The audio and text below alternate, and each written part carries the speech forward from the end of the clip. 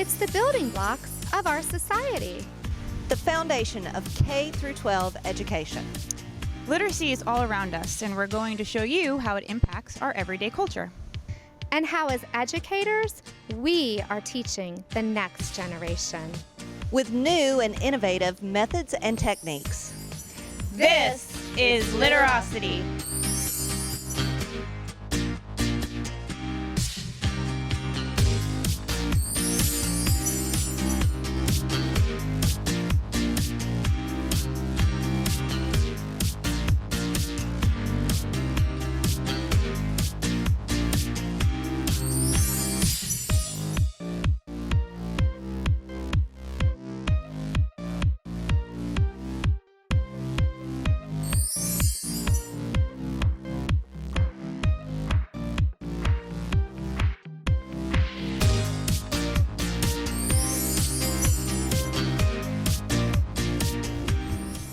Hi, I'm Holly Slaughter, Elementary Reading and Language Arts Specialist, and welcome to Literocity.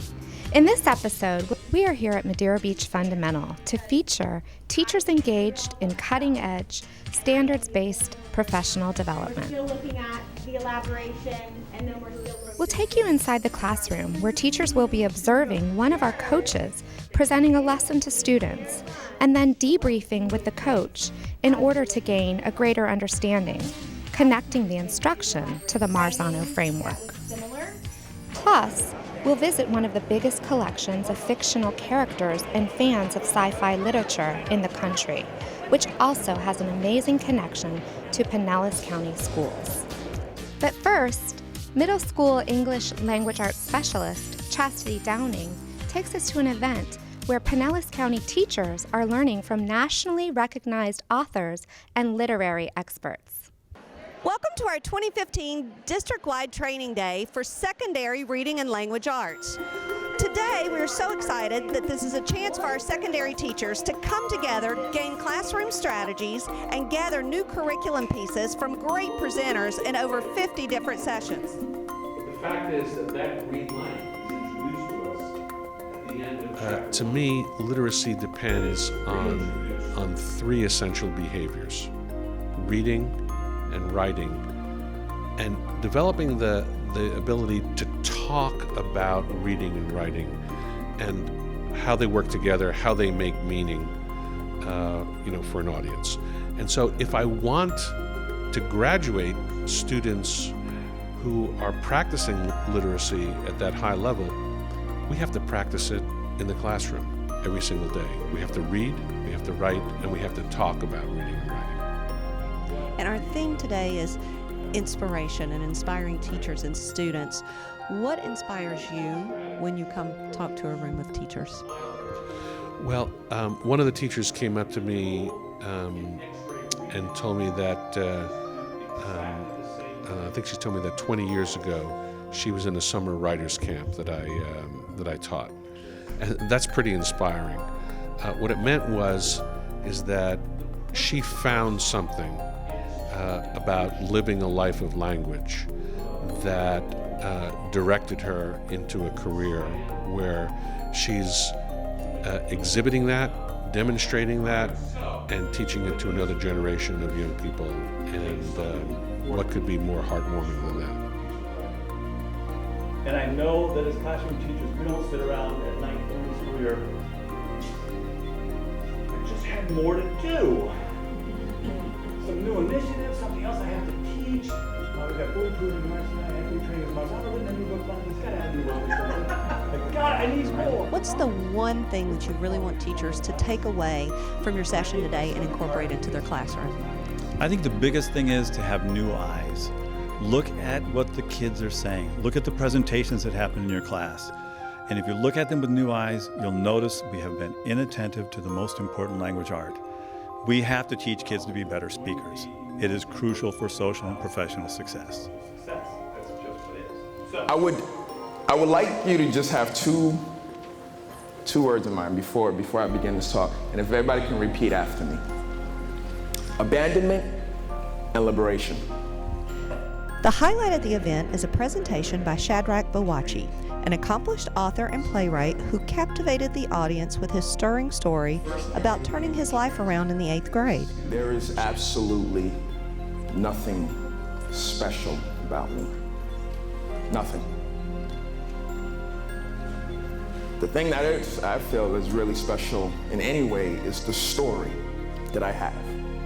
Shadrack tells his story, enduring persecution during the Liberian Civil War, fleeing to Ghana, and finally arriving to New York City, only to find different life-changing challenges. When I came to the United States, I was 8 years old. And because of my age, in Ghana, I was in 1st grade, getting to 1st grade, and because of my age, they pushed me right into the 4th grade. Because of my age. Now, if you could imagine, here's a kid that just came directly out of war. He's learning how to communicate.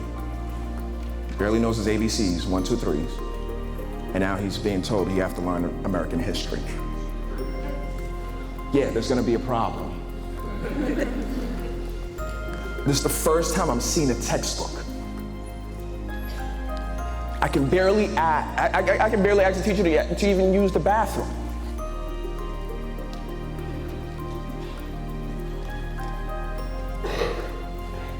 And it's amazing because this just kept on going. Not one person stopping to at least ask me, where are you from? What is your story? I'm just being taken from one place to another, and I'm being tested from one room to another. And not one single person just asking, where are you from? What is your story? When I was sitting in those classrooms, I didn't know what was going to happen. I didn't know. Embrace the fact that we don't know what's going to happen, but also begin to embrace that within the uncertainty, you're going to find a way. Sometimes we want to control everything.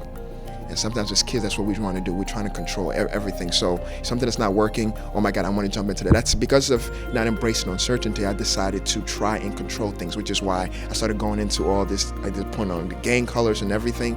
But once we begin to embrace that, then things begin to happen for us. We begin to say, you know what, I don't know what's going to happen, but I'm going to believe. I knew that there had to be some kind of change. Some change had to come, or else I was not going to make it. And for me, I think that change came when I walked into my Read 180 class in 8th grade with my Read 180 teacher, Miss Murphy. And you know, the very first day I walked in, Miss Murphy had something right on the board and had to do with our life, the things that we were experiencing, what we were going through. I sat down, I started writing. And then Miss Murphy walked up right over to my seat, and she looks at my paper and she says, Shad, you wrote this. You wrote this. This is excellent. You're a great writer. And I'm like, what? One of the things that I heard when I was growing up was, when you're down to nothing, just remember that God is always up to something. Now, for me, that meant to feed your faith and to starve your doubts. And that's something I always follow by. And within a community, I think the moment we begin to start feeding within the people who are in our district, the teachers, educators, every one of these people, we must begin to feed them love, because that's what it all comes down to, feeding, continuously reminding ourselves that we can make it through. And I think when I was in Ghana, the one thing that I loved about it was that the teachers and the parents were so close connected. I think I was telling you this, that teachers would come and grab me from my house and bring me to school.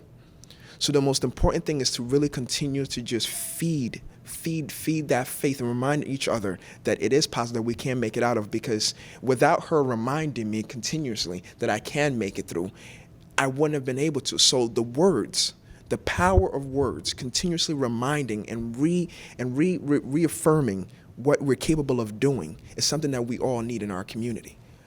How beautiful is it for someone the very first time they meet you to look past your mistakes and see something that you do have, the beauty in what you actually wrote, and tell you that you're excellent.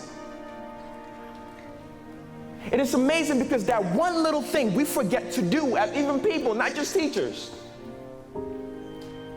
How easy is it to look at someone and say, you know what, I know the mistakes you've made, but this is what I love about you. And to remind them. Because when we begin to do that, we begin to liberate those people who feel abandoned. I think for them to understand that all the kids that actually walked into those classrooms from how many years they've been, or to even this year, to remind themselves that once they understand that it's not by chance that these students are in, they're going to be able to then challenge themselves to be better and to do the Miss Murphy and find out that one thing that teacher, that kid can do extremely well, and just remind them. Because sometimes we all need reminders that we're great at something. So I want to thank you. Because you made a difference. You did that. You made a difference for me. Because now I want to keep teaching. You know what I'm saying? I was getting burned out, and I was like, I gotta try something new. And then when I heard you say that, I actually saw kids that I have kept in touch with over the years, and I was like, oh my God, God sent you here to tell me this was my calling. This is where I'm supposed to be. So thank you. Thank you so much. Thank you. And you're outstanding. And you made everybody. That's why after 31 years, this is the message I needed to hear today, because I love each and every one of my students. Without teachers, think about it. If we do not have a teacher who is going to continue to uplift you, what happens to this generation? I think support is the first thing that's needed, and what with Miss Murphy, what she gave me, those power of words, those teachers need the same thing. To be reminded every day that that they are powerful, that they do mean something. Even those who have lost their way, we need to always bring them back to understand that these are human beings, and they're handling hundreds and hundreds of students. And we need to continue to remind them that they are powerful, that they are great, that we do appreciate them. You're the reason that I do what I do. I've been doing this for almost 30 years. Oh, man. Continue blessing. Thank you, man. All right. And these teachers see firsthand the impact that they can have on a child's life. When we come back, we'll take you inside the classroom for a special training to elevate ELA instruction at the elementary level. Literocity returns in a moment.